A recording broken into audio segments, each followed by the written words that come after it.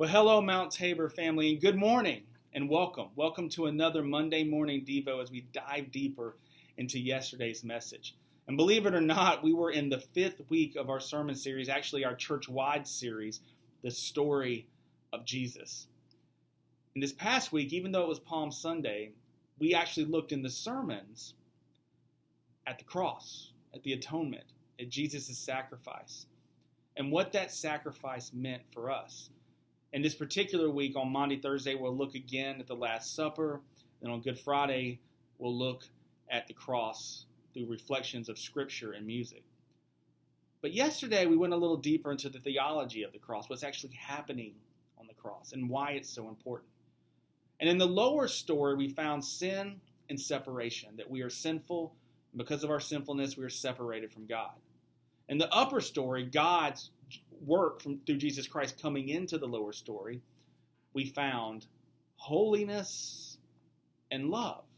That Jesus is both holy and loving. That God is all loving and all holy. He's both. And we'll get back to that in a second.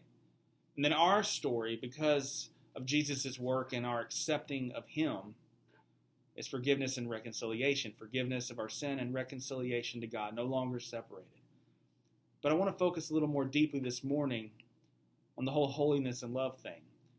Because I think a lot of people get hung up on that. That if God is all holy, that means He can't tolerate sin. Individual, corporate sin, whatever it may be, He can't tolerate it.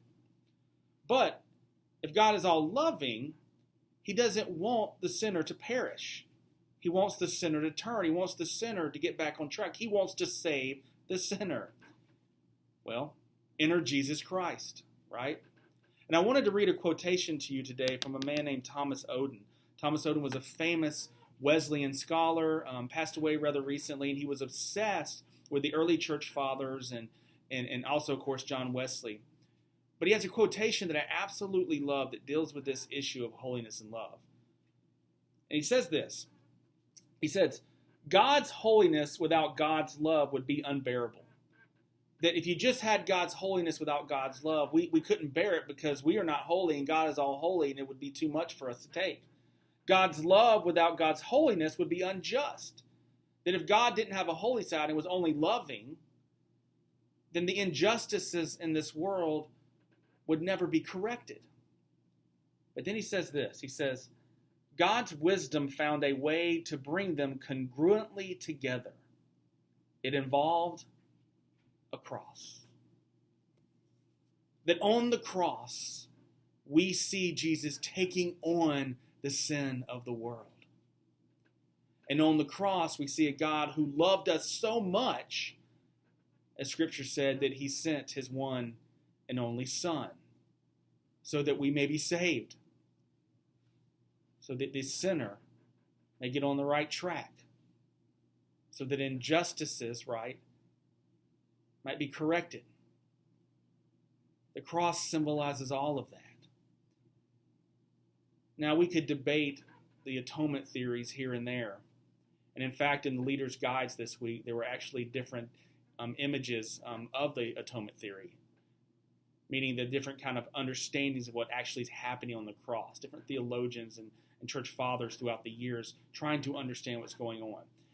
There's plenty of time to debate that, and I love those debates. But in the end, ultimately what's happening on the cross is forgiveness and reconciliation. Because God is both all holy and all loving. And because of that love, He chose to go to Golgotha for you and me. So I hope and pray that this Monday and for the rest of the week, you take that to heart and realize that God went all the way to the cross for you.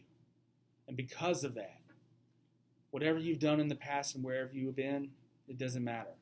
Your past informs, but it doesn't determine. You are somebody new. You are in Jesus. God bless you all, and hope to see you this week.